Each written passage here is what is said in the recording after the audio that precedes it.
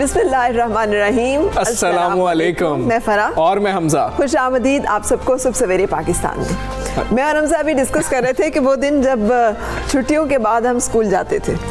पता नहीं, मेरा तो कोई अच्छा दिन नहीं होता था, दिल नहीं करता था। फरा, आपका कैसा होता था?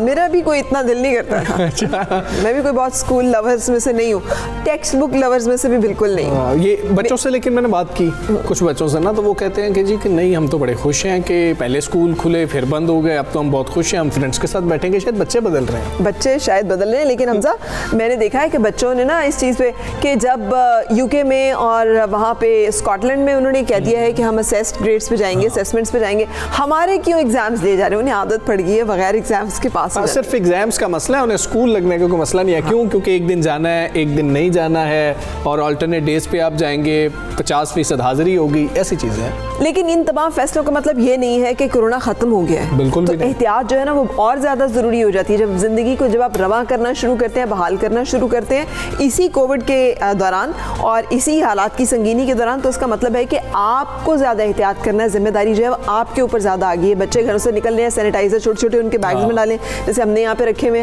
अब अपने जो है उनको मास्क दें, हो सके तो हैंड ग्लव्स दे दें कि वो। बिल्कुल। और हम पहले भी ये बात कर रहे थे जब पिछली बार स्कूल खुले थे, बच्चों के लंच शेयर ना करें, क्योंकि बच्चों को आदत होती है लंच शेयर करने की, और ये सिखाया भी जा रहा होता है। लेकिन ये वो टाइम है बच्चों को मना कर दें कि लंच शेयर ना करें, अपनी बोटल्स लेके जा रहे हैं। खैर सर्दियाँ हैं इस वक्त तो, लेकिन फिर भी अपनी बोटल्स शेयर ना करें। इस तरह की चीज़ें जो है वो शेयरिंग जो है कुछ भी ना करें। हम सब बुक भी और ये भी, जैसे क्या दौर आ गया ना, एक टाइम तरफ कहते हैं sharing is caring, sharing is caring, अब हम कहते हैं केयरिंग इज नॉट शेयरिंग। तो अब जो है हम टॉप स्टोरीज पर नजर डालते हैं और स्कूल्स के हवाले से मजीद बात भी करेंगे आपसे। कोरोना की दूसरी लहर, खौफ के साए में तालीमी इदारे खुल गए। तालीमी इदारों में 8 से 9वीं तक 12वीं क्लासेस में पढ़ाई शुरू हो गई। निस्फ तलबा को मुतबादिल दिनों में स्कूल बुलाया जाएगा। तालीमी इदारों में कोरोना SOPs पर सख्ती से अमल दरामद करना होगा। वज़ीर तालीम शफकत महमूद कहते हैं अगले हफ्ते नेशनल कमांड एंड ऑपरेशन का इजलास दोबारा होगा।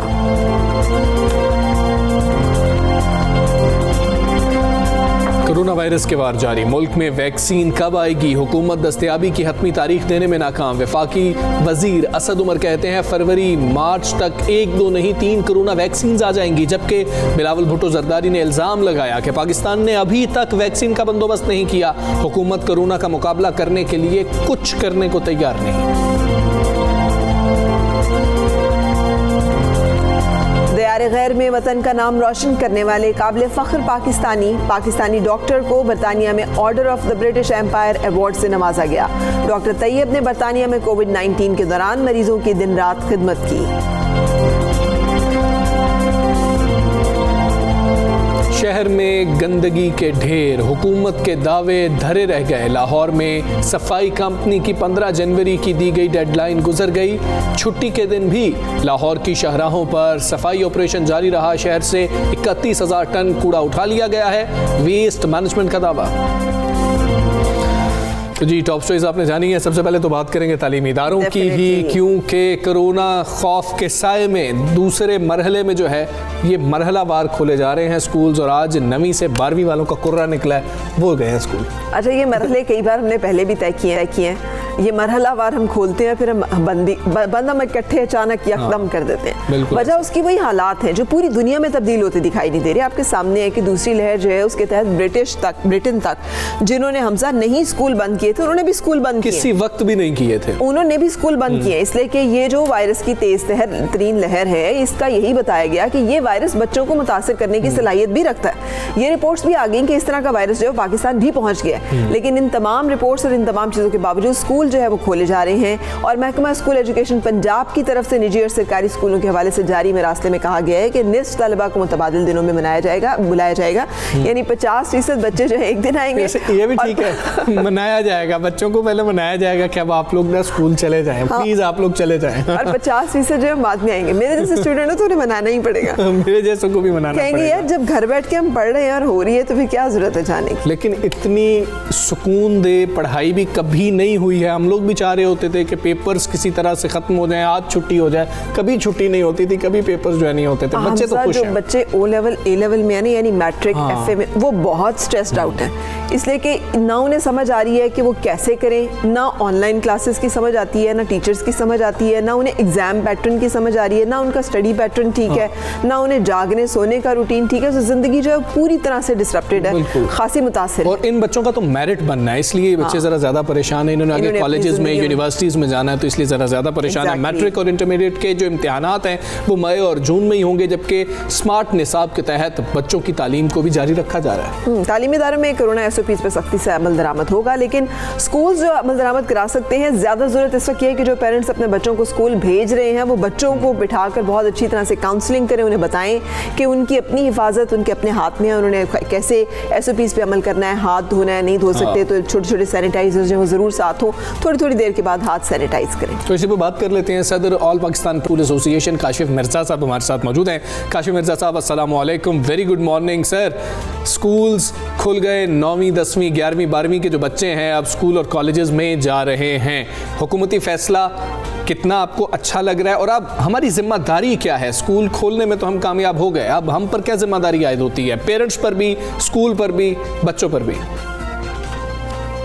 बहुत इंपॉर्टेंट क्वेश्चन है जी आपका। अब तो जिम्मेदारी मुकम्मल तौर पे हम सब पे है, तमाम सिविल सोसाइटी पे, बीइंग एक स्कूल ऑनर की हैसियत से कम्युनिटी को हमें खुद भी, पहले भी आपने ये देखा था जब 15 अगस्त से हमने तालीमी इदारे खोले थे तो बहुत बड़ी जिम्मेदारी के साथ खोले थे। ये बहुत बड़ा एक रिस्क भी था, लेकिन जैसे ही अल्लाह का शुक्र है बच्चों ने आना शुरू किया, हमारे टीचर्स ने उनको एजुकेट करना शुरू किया, नतीजा ये निकला कि टीचर के साथ हमारे पेरेंट्स भी एजुकेट हुए, ओवरऑल एक सिविल सोसाइटी को इसका बहुत जबरदस्त जो है वो बेनिफिट मिला। यही वो नुक्ता था जो हम पहले दिन से कह रहे हैं कि जो आपके एजुकेट करने के प्लेटफॉर्म है, जब तक वो आप ओपन नहीं करेंगे, लोगों को एजुकेट नहीं करेंगे, ट्रेन नहीं करेंगे, तो उतनी देर तक तो एक सोसाइटी में उस तरीके से एहसास जिम्मेदारी पैदा नहीं होता। तो शुक्र अल्लाह का गवर्नमेंट ने इस बात को रियलाइज किया और हमारे इस डिमांड के इस हवाले से एक्सेप्ट भी किया।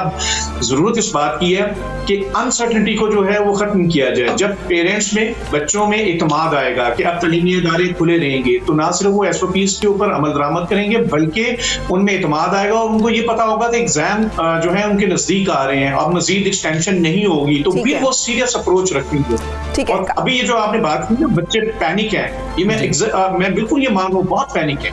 क्यों? क्योंकि उनको पता वो एग्जाम की तैयारी कैसे करेंगे, उनको बहुत सी चीजें घर में रहने की वजह से वो मुकम्मल उससे जो है वो आउट हो चुकी हैं। ये बड़ा खुशाइंद है, हम इसे वेलकम कहते हैं और पेरेंट्स से, बच्चों से, टीचर से, और इंशाल्लाह हम सब SOPs पे भरपूर अमल करेंगे।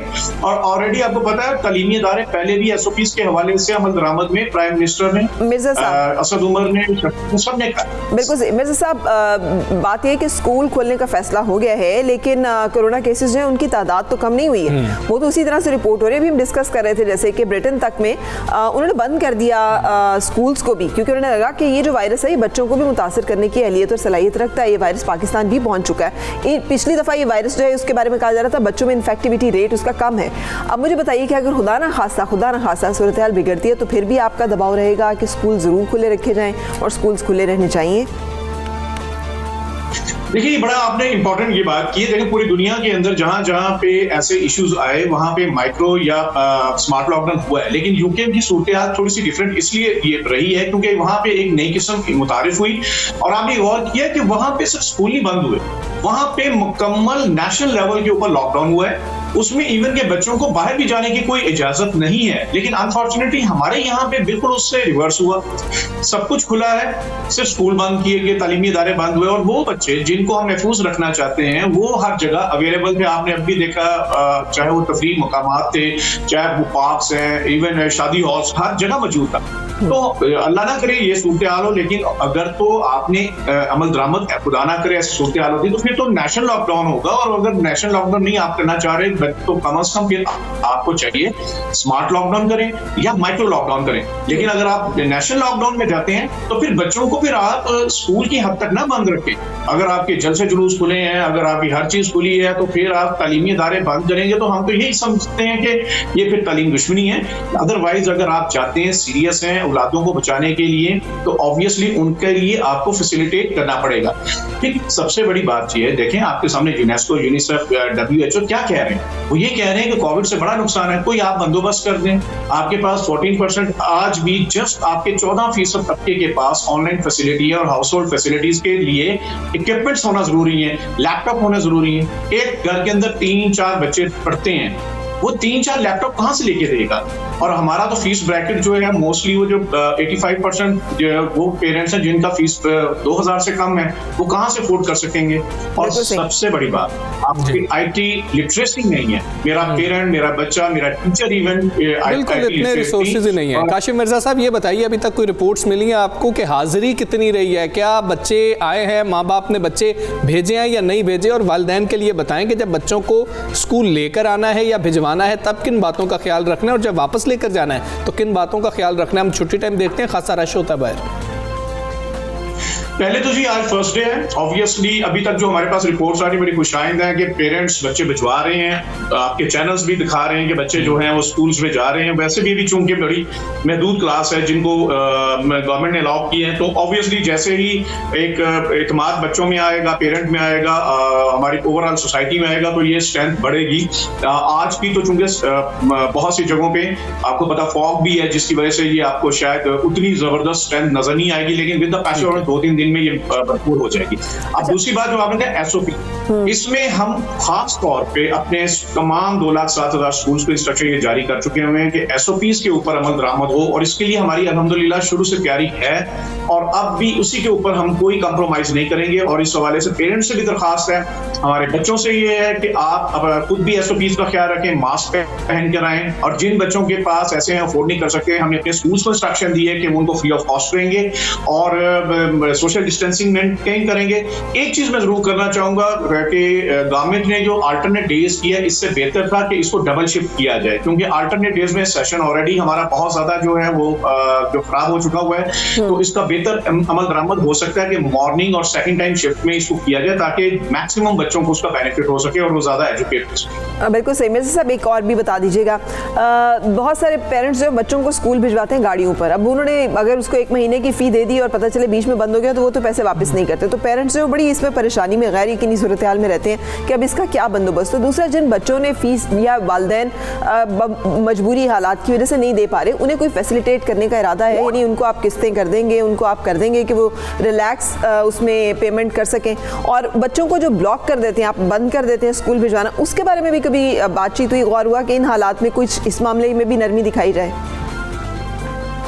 मैं आपकी बात से बिल्कुल एग्री करता हूँ। देखिए, it's again case to case vary करता है, और बहुत सी ऐसी बातें जो हैं जो हमारे सोसाइटी के अंदर बुरी हैं, नहीं होनी चाहिए, ये दोनों एंड्स पे हैं। मैं ना ही स्कूल को डिफेंड करूंगा, लेकिन ना ही हमारी दूसरी साइड में जो पेरेंट्स का भी एक रोल है, उसमें भी बहुत सी शिकायत आती है। ये बड़ी अच्छी बात है कि इसमें बेहतरी का ऑप्शन मौजूद होना चाहिए और पेरेंट्स को भी फैसिलिटेट करना चाहिए। और पेरेंट्स को भी ये बात को मैं दरख्वास्त करूंगा उनसे कि जो बच्चों की तालीम है, इसको खर्चा मत समझे, बल्कि इसको इन्वेस्टमेंट समझे। नो डाउट इसमें मसाइल हैं, 25A आर्टिकल जो हमारे जहनों में अभी तक है वो स्टेट रिस्पॉन्सिबिलिटी, लेकिन दुनिया में प्राइवेट सेक्टर में कभी भी कहीं भी एजुकेशन अगर होती है, आप दुनिया में देख लीजिए, उस मॉडल में यही होता है कि वो एक कॉस्ट मैटर करती है। आप क्वालिटी मांगेंगे तो वो कॉस्ट के साथ है, लेकिन इसमें मैं ये समझता हूँ आपकी बात बिल्कुल ठीक है, जहाँ पे हमारे डिजर्विंग केसेस हैं उसमें बिल्कुल इसको देखा जाना चाहिए। और हमने all Pakistan private school federation ने भी इस हवाले से एक कोरोना रिलीफ फंड जो है क्रिएट किया हुआ है। कोई पेरेंट भी अगर उसको तालीम के हवाले से उसके बच्चे में जेन्युइन केस है,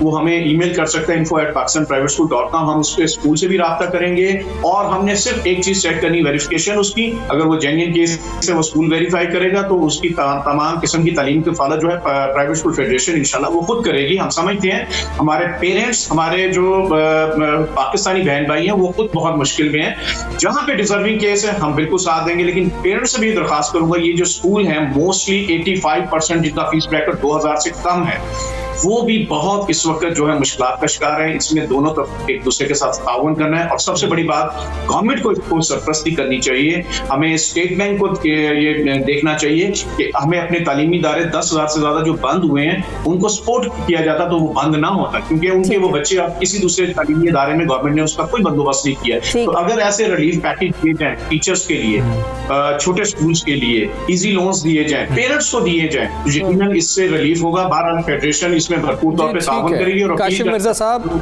ये फरमाइएगा कि तालीमी साल को अब आप किस तरह से देख रहे हैं कि स्कूल्स खुल रहे हैं, तालीमी साल अब कितना मुतासिर होने का खदशा है? जिस तरह से पर्चों का कहा जा रहा था कि अब तो एग्जाम्स देने होंगे बच्चों को, फिर पास आउट होके उनका मेरिट बनेगा और वो आगे निकलेंगे, क्या ये मुमकिन है अभी इतने कम वक्त में?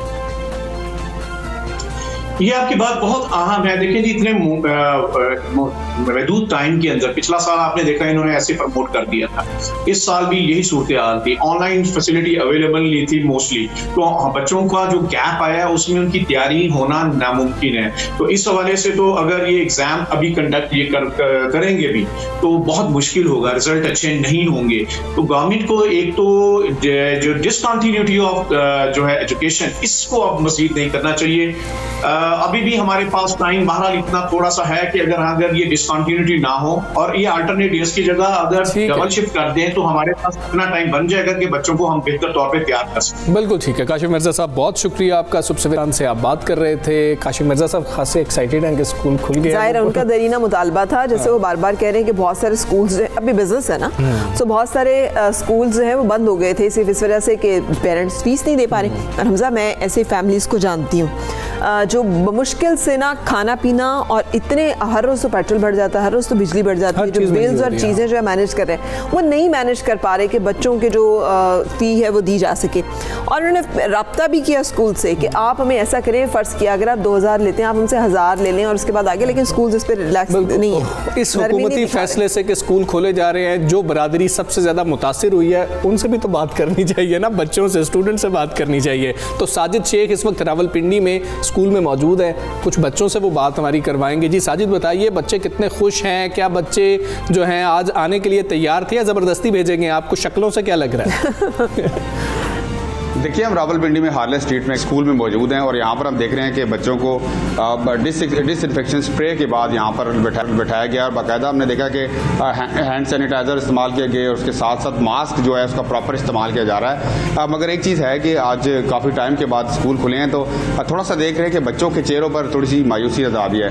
तमाम हम उनको जैसे बात करते हैं, कोशिश करते हैं कि उनसे बात करें और बच्चों के तासरात जानने की कोशिश करते हैं।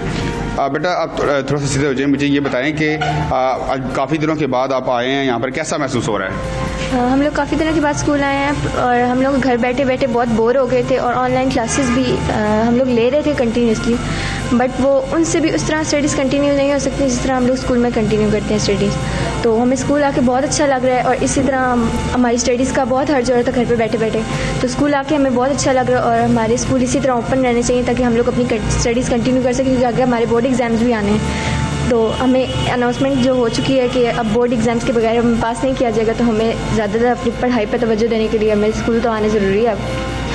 ठीक है जी। ये आप बच्चे से, हमारे स्टूडेंट से बात की और उनका कहना यह है कि घर बैठे बैठे बोर हो चुके थे और यहाँ पर आके तो बहुत अच्छा लगा, लेकिन यह है कि चूँकि जो फिजिकली जो पढ़ाया जाता है वो कुछ और होता है और नॉर्मली जो है वो खासा मुश्किल होता है कि घर से बैठ। बिल्कुल ठीक है साजिद, बहुत शुक्रिया। आप रावलपिंडी से जो है हमें आगाह कर रहे थे। ये बच्चियों से बात हो रही है, बच्चियाँ यकीनन खुशी होंगी स्कूल जाते हुए। ये तो लड़कों से बात होती तो वो बताते कि हम कितने दुखी हैं, क्या बीत रही है उनके ऊपर। लड़कियाँ तो पता नहीं क्यों पढ़ाकू होती हैं इतनी। हमजा, देखिए ना, उनको वो एक्टिविटीज़ नहीं मिल रही होती जो लड़कों को मिल रही होती हैं, बाहर दोस्तों के साथ घूम फिरना। लड़कियां बेचारी घर में थी।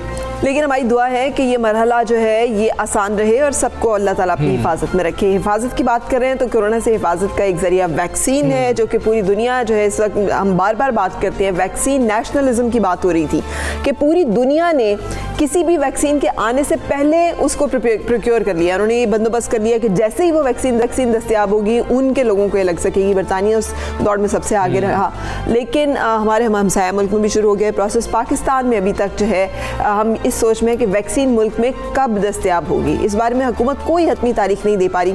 वफाकी वज़ीर बराए मनसूबाबंदी असद उमर ने दावा किया है कि रवां बरस फरवरी मार्च तक 1, 2 नहीं 3 कोरोना वैक्सीन आ जाएंगी। हाँ जी बिल्कुल। और असद उमर ने कहा कि हुकूमत ने ऑक्सफोर्ड यूनिवर्सिटी की जो वैक्सीन है उसकी मंजूरी दे दी है। सबसे पहले वैक्सीन लगाने के लिए 3 लाख हेल्थ वर्कर्स की रजिस्ट्रेशन भी कर ली गई है, यानी कि प्रोसेस जो है प्लानिंग के हद तक जो है वो जारी है। सिंध की वज़ीर सेहत डॉक्टर अज़रा पिचोहो की प्रेस कॉन्फ्रेंस पर रद्द-ए-अमल देते हुए असद उमर ने कहा कि अगर हुकूमत सिंध वैक्सीन को ऑर्डर देना चाहे तो वो मुकम्मल तौर पर आज़ाद है। जबकि चेयरमैन पीपल्स पार्टी बिलावल भुट्टो ने इल्ज़ाम लगाया कि पाकिस्तान ने अभी तक कोरोना वायरस की वैक्सीन का बंदोबस्त ही नहीं किया है। कराची में प्रेस कॉन्फ्रेंस करते हुए बिलावल भुट्टो का कहना था कि कोरोना का मुकाबला करने के लिए हुकूमत आज भी कोई कदम उठाने के लिए तैयार नहीं है। बिल्कुल ऐसी, और वो ये समझते हैं कि बहुत लंबा इंतज़ार करना पड़ेगा। और बिलावल भुट्टो की जानिब से इस तरह की बात सामने आना ये भी एक हैरान कुन बात है। इसी पर बात कर लेते हैं। पार्लिमानी सेक्रेटरी बराए हेल्थ डॉक्टर नौशीन साहब हमारे साथ मौजूद हैं। नौशीन हामिद साहब अस्सलाम वालेकुम, गुड मॉर्निंग।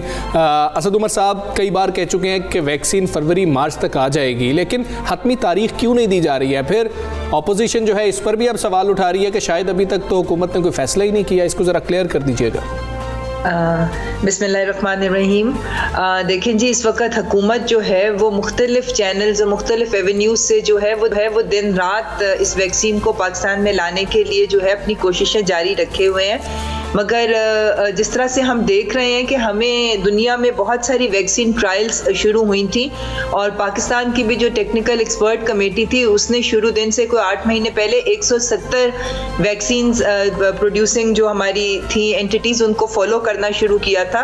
और फिर करते करते अपने मुल्क के रिक्वायरमेंट्स देखते हुए वैक्सीन की सेफ्टी, एफिकेसी वगैरह सब कुछ मद्देनज़र रखते हुए 6 कंपनीज़ को शॉर्ट लिस्ट किया था। उसमें से 2 जिस तरह से आपको असद उमर साहब ने बताया है कि वो उनका टेक्निकल कमेटी ने भी अप्रूवल दे दिया है और जो ऑक्सफोर्ड की एस्ट्राजेनेका है उसको ड्रैब की तरफ से भी अप्रूवल मिल गया है। तो ये सारी फॉर्मेलिटीज़ हैं जो कि पूरी हो रही हैं। दूसरी चीज़ ये कि ज़ाहिर है इस वक्त पूरी दुनिया के ऊपर वैक्सीन का बहुत ज़्यादा प्रेशर है और जो बहुत ज़्यादा अमीर ममालिक थे उन्होंने इन वैक्सीन्स की जो ट्रायल्स थे, क्लिनिकल ट्रायल्स जो थे उसके अंदर इन्वेस्ट किया था। तो ज़ाहिर है कि वो पहली प्रेफरेंस वो ले रहे हैं जिन्होंने इन ट्रायल्स में इन्वेस्ट किया था। मगर पाकिस्तान भी कोई पीछे नहीं है। इस वक्त कैंसिनो बायो की ट्रायल्स जो हैं वो पाकिस्तान में गुज़िश्ता कई महीनों से हो रही हैं, वो भी अपने फाइनल मराहिल पे पहुंच चुकी हुई है और उसके हतमी नताइज मुरतब होते साथ ही वो भी इंशाल्लाह ताला वैक्सीन आ जाएगी। एस्ट्राजेनेका के लिए भी पूरी तगोदो जारी है कि जल्द अज जल्द वो आ जाए। और तीसरी जो साइनोफार्म की जिसको अप्रूवल दिया है टेक्निकल एक्सपर्ट कमेटी ने वो भी जो है इंशाल्लाह आ जाएगी। और ये बिल्कुल अब सारी चीज़ें मैच्योर हुई है। इसके लिए पाकिस्तान की तैयारी जो है वो पूरी मुकम्मल है। हम लोगों ने अपने जो स्टोरेज कैपेसिटीज़ हैं, जो कोल्ड चेन्स उसके लिए मेंटेन करनी है, उनकी तैयारी कर ली है। जिस उन्होंने हैंडल करना है, जिन हेल्थ केयर वर्कर्स ने इस वैक्सीन को हैंडल करने लगाना है उनकी ट्रेनिंग्स हो गई हुई हैं। और इन तमाम हमारी प्रिपेयर्डनेस को देखते हुए जो ग्लोबल प्लेटफॉर्म है कोवैक्स का, WHO और गावी का, जिसने अपने मेंबर कंट्रीज़ को, जिसमें पाकिस्तान भी सिग्नेटरी है, 189 कंट्रीज़, उनकी 20% पॉपुलेशन को वैक्सीन प्रोवाइड करनी है। तो वो कोवैक्स भी पाकिस्तान की प्रिपेयर्डनेस को एक्नॉलेज करते हुए वो भी हमें वक्त से पहले शायद दे दे। नौशीन हामिद साहिबा, 2 बातें। एक ये कि क्या पाकिस्तान ने इसके लिए फंड्स एलोकेट किए, क्योंकि ये भी सुनने में आ रहा था कि वर्ल्ड बैंक से रब्ता किया जा रहा है कि वहाँ से हमें फंड्स मिले ताकि हम वैक्सीन जो है प्रिक्योर कर सकें, और वो फंड्स नहीं मिल पाए अभी तक। तो क्या फंड एलोकेट हो गए? नंबर 2, जो वफाक पे इल्ज़ाम लगा रहा है सिंध, जो सूबाई वज़ीर सेहत अज़रा पिचोहो ने कहा है, उन्होंने कहा है कि वफाक हमें मंगवाने नहीं दे रहा, सिंध को इजाज़त नहीं दे रहा वैक्सीन मंगवाने की। इस बात में कितनी सदाकत है? देखिए, सबसे पहली बात तो ये कि प्राइम मिनिस्टर साहब ने $150 मिलियन का अप्रूवल दे दिया था, जिसको ECCI ने अप्रूव भी कर दिया। तो ये फंड्स तो अप्रूव्ड हैं। वो जैसे ही हमारी निगोशिएशंस फाइनल होंगी तो इंशाल्लाह ताला ये जो बुकिंग्स हैं ये हो जाएंगी।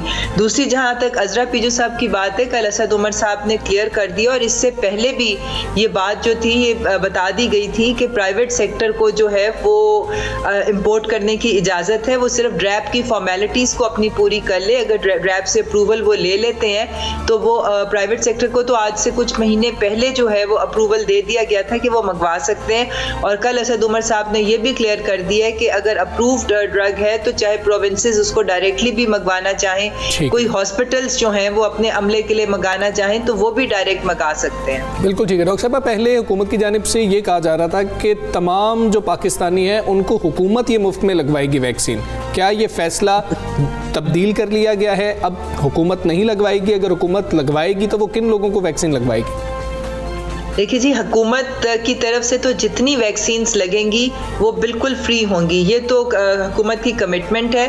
और प्राइवेट सेक्टर को इसलिए अलाउ किया गया है कि प्रोसेस थोड़ा सा स्पीड हो जाए और जो लोग अपना अफोर्ड कर सकते हैं वो खुद लगवा लें, ताकि वही वैक्सीन जो पाकिस्तान मंगवा रहा है वो डिजर्विंग लोगों तक ज़्यादा से ज़्यादा पहुंच सके। और इसके अंदर बिल्कुल जो कैटेगराइज जैसे पूरी दुनिया में पॉपुलेशन को फेजेस में लग रहा है और प्रायोरिटाइज की जा रही हैं पॉपुलेशंस, बिल्कुल उसी तरह पाकिस्तान में भी हमारी फर्स्ट प्रायोरिटी जो है वो हेल्थ केयर वर्कर्स हैं जो इस वक्त कोविड वार्ड्स में और कोविड ICUs में डायरेक्टली कोरोना पेशेंट्स को डील कर रहे हैं और एक्सपोज्ड हैं। तो उसके लिए जिस तरह आपने अभी खुद बताया कि NCOC ने एक वेबसाइट लॉन्च की थी, उसके ऊपर 3 लाख जो हमारे हेल्थ केयर वर्कर्स हैं वो ऑलरेडी रजिस्टर हो गए हैं। तो सबसे पहले जब वैक्सीन आएगी तो इनको लगेगी और 65+ की जो हमारी पॉपुलेशन है उनको प्रेफरेंशियल बेसिस पे लगेगी, क्योंकि ये जो एज ग्रुप होता है ये सबसे ज्यादा वल्नरेबल होता है कोरोना की कॉम्प्लिकेशंस का।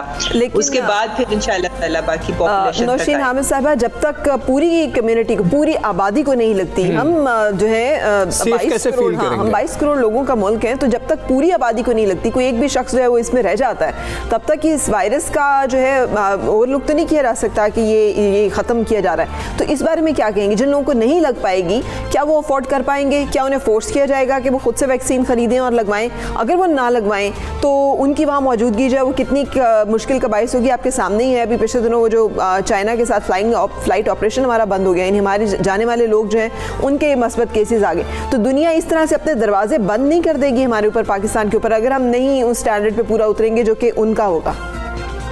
देखिए, सबसे पहले तो ये कि ये तकरीबन सारी दुनिया में और हमारे मुल्क में भी जो है वो 18+ की पॉपुलेशन को लगेगी। तो 18+ की पॉपुलेशन जो है वो तकरीबन 100 मिलियन के करीब बनती है। सारी पॉपुलेशन को तो बच्चों को तो अभी फ़िलहाल जो है चूँकि इसकी सेफ्टी और इसकी एफिकेसी और बच्चों के ऊपर जो है इसके अभी इतना इसको मज़ीद स्टडी करने की ज़रूरत है, इसलिए सबसे पहले तो ये कि 18 साल से अबव पॉपुलेशन हमारी तकरीबन 100 मिलियन है, तो ये आधी मतलब पॉपुलेशन जो है वो वैसे ही जो है जिसको हमने कवर करना है। और दूसरा, किसी भी वैक्सीन को इफ़ेक्टिव होने के लिए ये इंटरनेशनल डेटा है कि अगर 70% पॉपुलेशन जो है वो वैक्सीनेट हो जाए तो आपकी पॉपुलेशन जो है वो सेफ हो जाती है। तो इसलिए मैं समझती हूँ कि ये हम लोग इंशाल्लाह ताला ये बाय द एंड ऑफ 2021 काफ़ी बड़ी तादाद की पॉपुलेशन जो है वो हमारी कवर हो जाएगी।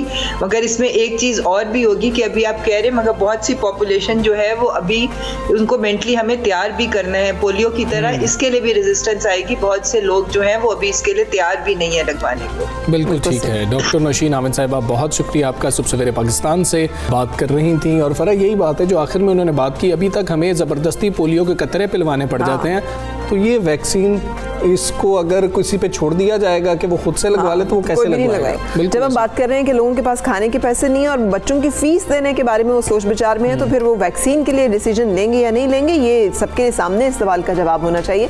और दूसरी बात ये भी हमजा कि ये प्रिडिक्ट किया जा रहा है कि हर्ड इम्यूनिटी को आप 2021 में भूल जाएं।